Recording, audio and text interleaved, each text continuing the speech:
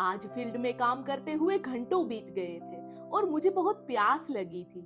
मैं एक गिलास पानी के लिए इस साधारण घर में अंदर गई। मेरे पानी मांगने से पहले ही दादाजी बोले, हे भगवान, हमारे घर कोई तो मेहमान बनकर आया। आप अंदर आइए, मैं चल नहीं सकता। रुको, मैं बैठने के लिए कुछ लाता हूँ। मैंने दादाजी को रोका और अंदर से कुशन लेकर उनकी मेहमान नवाजी को आदर पूर्वक स्वीकार किया।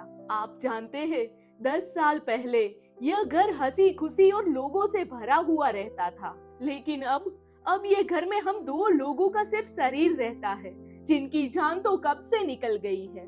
हम अपने रिश्तेदारों में सबसे बड़े थे, इसीलिए कोई भी काम में हमें आगे रखते थे। लेकिन अब हम किसी काम के नहीं रहे। अब हमें उनकी जरूरत है, पर तब कोई नहीं है। सब हमें छोड़कर चले गए। एक विकलांग बाप तो किसे चाहिए। उसकी आवाज में एक दर्द था और मगन भाई टूट पड़े। कोई फोन नहीं करता, ना कोई यहाँ आता है। ऐसा लगता है जैसे हम गायब हो गए हो। मैं अपनी प्यास भूल गई, जो मुझे उसके दरवाजे तक लाई थी। मैंने उसे एक गिलास पानी दिया। बेटा, यह दुनिया बहुत स्वार्थी है। मैं 15 साल से चल नहीं पा रहा और तुम्हारे दादी जंगल में लकड़ियां इकट्ठा करने जाते हैं। तब गलालमा आए, जो लकड़ी के सहारे के बिना चल भी नहीं सकते। वे लकड़ियां बिनने जाते हैं। उसका चेहरा एक पुरानी तस्वीर की तरह फटा हुआ था, जिस पर उनके द्वारा सहे गए बरसों के संघर्ष की एक झलक दिखाई दे रही थी। यह पैरों का दर्द इतना भयानक है कि बस अब तो जी लिया।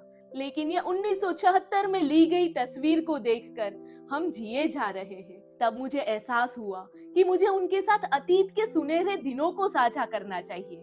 और फिर यह उदास माहौल पुरानी यादों में खो गया।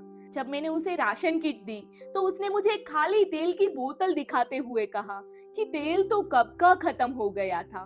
फिर मैं तुम्हारे दादाजी से कहती कि हमारे लिए कम तेल खाना ही बेहतर है। जब मैंने साड़ी के बारे में पूछा तो उसने हंसते हंसते फरियाद की, तुम्हारे दादाजी ने जीवन भर हमारे बच्चों के लिए कपड़े खरीदे, लेकिन इतने सालों में उन्होंने मुझे कुछ भी नहीं दिया। मगन भाई ने अफसोस जताते हुए कहा कि मुझे आपके लिए भी कुछ खरीदना चाहिए था। मैंने हमेशा बच्चों के बारे में ही सोचा। मैंने दादाजी को साड़ी देते हुए कहा कि आज देंगे आप अपनी पत्नी को साड़ी, शादी के इतने सालों बाद मिला हुआ तोहफा। जब मैंने उसकी जेब में कुछ पैसे रखे तब उसने कहा कि हमने सोचा था कि दुनिया बहुत स्वार्थी है, लेकिन तुमसे मिलने के बाद ऐसा लगा कि यह सच नहीं है।